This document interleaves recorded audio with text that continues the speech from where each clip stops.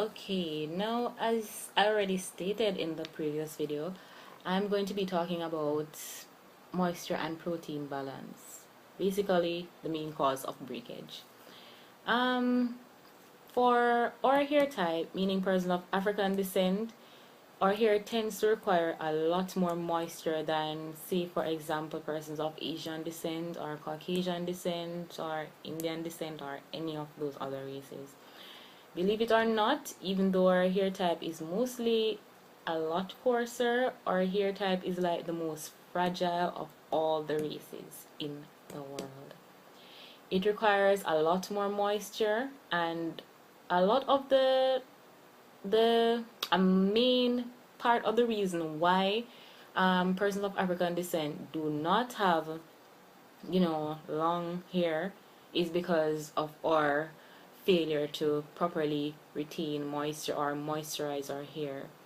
Having said that, you would want to feed your hair with as much moisture as you possibly can. But there's also one factor to be taken into account. You need to balance the amount of moisture in your hair with the amount of protein that you use.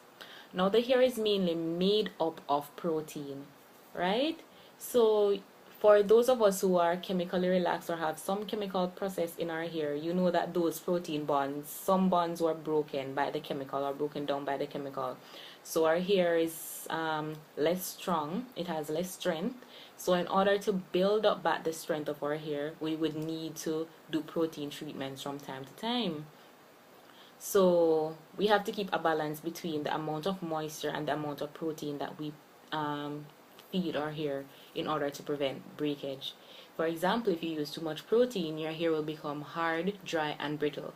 So if your hair is breaking and you can't tell why, and you've tried everything that you can possibly think of, check the ingredients in the deep conditioner that you're using, in the moisturizer that you're using, or some other products that you may be utilizing. If the majority of the ingredients contain some kind of silk protein or silk amino protein or wheat protein or hydrolyzed plant protein or any hydrolyzed keratin, those are all proteins, right? Now you have different kinds of proteins. You have heavy protein products that can be considered heavy proteins or light proteins. For example, I have a product called Jerry Redding conditioning.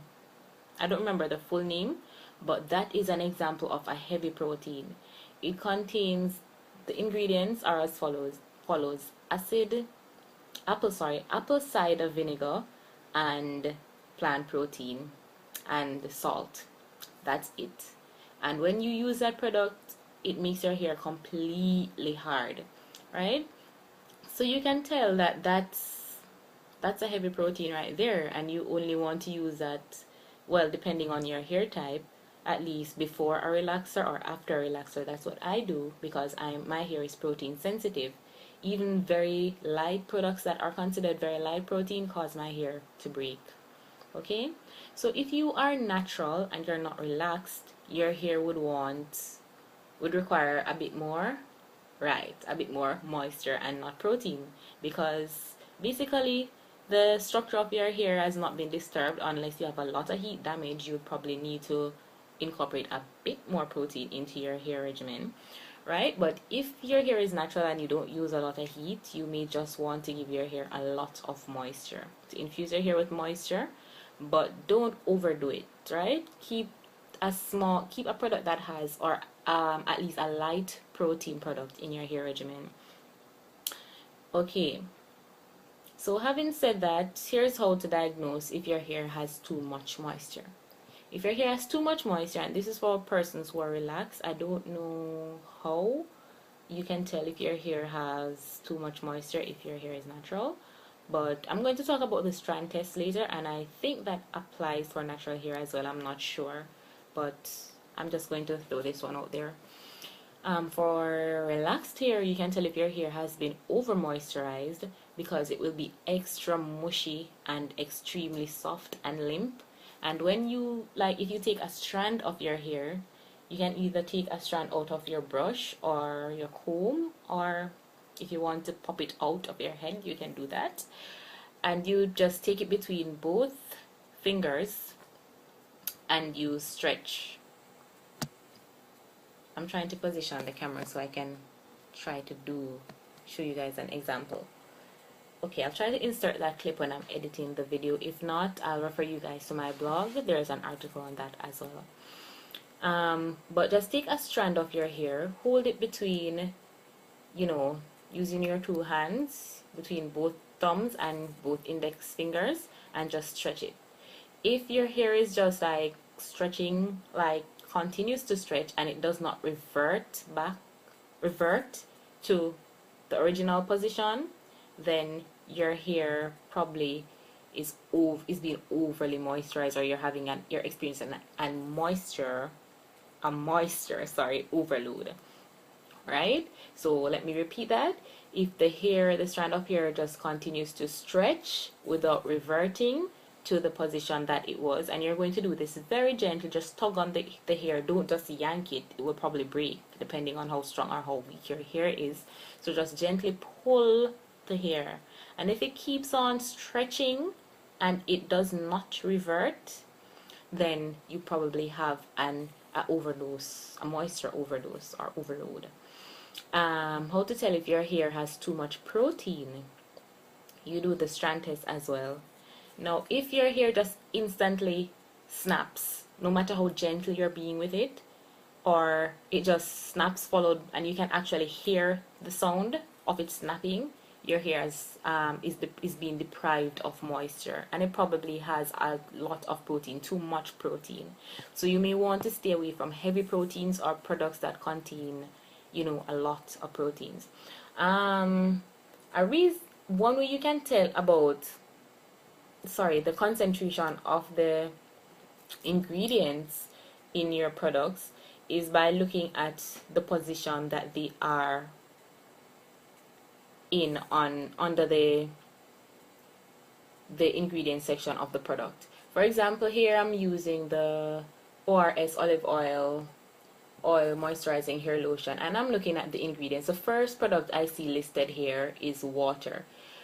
I'm guessing that the main consistency of this product is water. Then the second one is coconut oil. This is a product that you want to have. Or the third one is sorbitol. I don't really know what sorbitol is. Well, you get the idea, okay? So you wouldn't want to buy a product that the first ingredient is mineral oil, okay? Yeah, and I got this information from the scienceofblackhair.com. I have the book, and that's a really useful book to have, especially if you're just starting out on your hair journey and you want to know about breakage, protein, moisturizing, heat, color treating, and how all of these factors affect your hair, how protective styling helps. It has basically every piece of information you could think of as it relates to caring for African hair or persons who are of African descent. Okay, so that's just a little side note right there. But now that I've discussed the strand test, that's what they call it. So if your hair has too much protein, you can fix this by doing a moisture treatment. And I've heard that protein overload is a bit more difficult to fix than fixing a moisture overload, meaning that it may take about 3 or so treatments before you can actually see improvement in your hair, or right. So you may want to look for a moisturizing deep conditioner that contains both glycerin, because I've heard that vegetable glycerin is extremely great for moisturizing the hair. A product that contains maybe coconut oil, olive oil, water, argan oil, cetyl alcohol, or any of the moisturizing alcohols. Alcohols have also been given a bad rep, but keep in mind that there are different kinds of alcohols, just as there are different kinds of silicones. You have moisturizing alcohols, and you have alcohols that actually dry your hair out. Okay, so that's just another side note there. And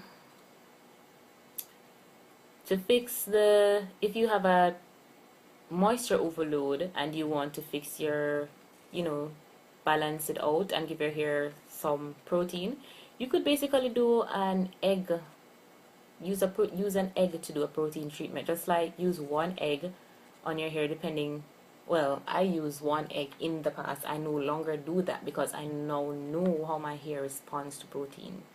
Okay, so you break the egg, you basically mix it around in a bowl, you use a spray bottle to, you know, damp your hair, and then you section your hair, place the egg in the, if you want, separate your hair in 4 sections and place the egg on each section.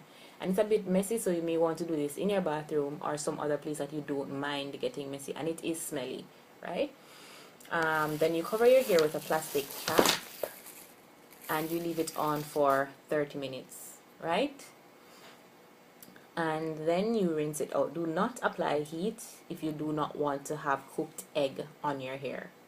Okay, so that's basically it. That's a heavy protein treatment. Or you could try the jerry redding, and I showed you guys that products in